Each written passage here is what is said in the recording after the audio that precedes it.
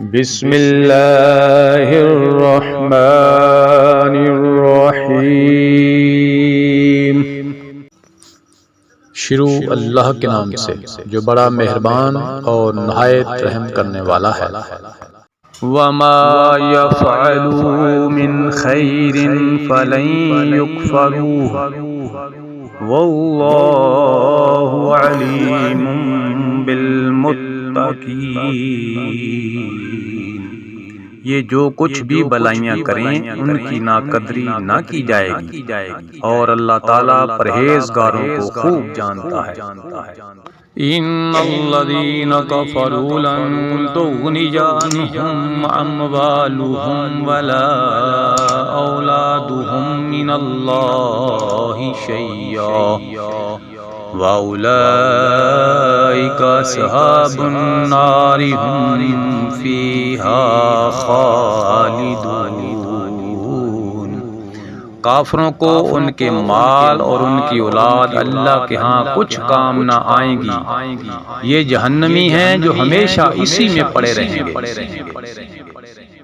مثل ما ينفقون في هذه الحياة الدنيا كمثل ريح فيها سر أصابت حرث قوم ظلموا أنفسهم فأهلكت وما ظلمهم الله ولكن انفسهم یظلمون۔ یہ کفار جو خرچ اخراجات کریں اس کی مثال یہ ہے کہ ایک تند ہوا چلی جس میں پالا تھا جو ظالموں کی کھیتی پر پڑا اور اسے تہس نہس کر دیا۔ اللہ تعالیٰ نے ان پر ظلم نہیں کیا بلکہ وہ خود اپنی جانوں پر ظلم کرتے تھے۔ یا ایھا الذین آمنوا لا تتخذوا بطانة من دونکم لا یعلونکم خبالا ودوا ما عنتم قد بدت البغضاء من افواہہم وما تخفی صدورہم اکبر قد بینا لکم الآیات ان کنتم تعقلون۔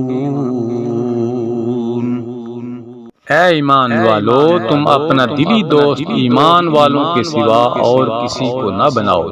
تم تو نہیں دیکھتے دوسرے لوگ تمہاری تباہی میں کوئی کسر اٹھا نہیں رکھتے۔ وہ چاہتے ہیں کہ تم دکھ میں پڑو۔ ان کی عداوت تو خود ان کی زبان سے بھی ظاہر ہو چکی ہے، اور جو ان کے سینوں میں پوشیدہ ہے وہ بہت زیادہ ہے۔ ہم نے تمہارے لیے آیتیں بیان کر دی۔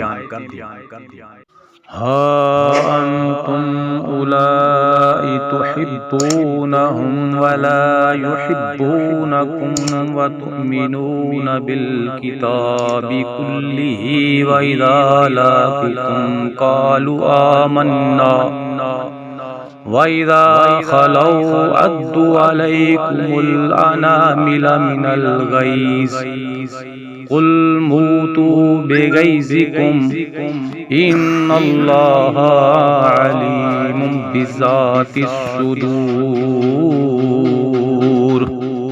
اگر عقل مند ہو تو غور کرو، ہاں تم تو انہیں چاہتے ہو اور وہ تم سے محبت نہیں رکھتے۔ تم پوری کتاب کو مانتے ہو، وہ نہیں مانتے، پھر محبت کیسی؟ یہ تمہارے سامنے تو اپنے ایمان کا اقرار کرتے ہیں لیکن تنہائی میں مارے غصہ کے انگلیاں چباتے ہیں۔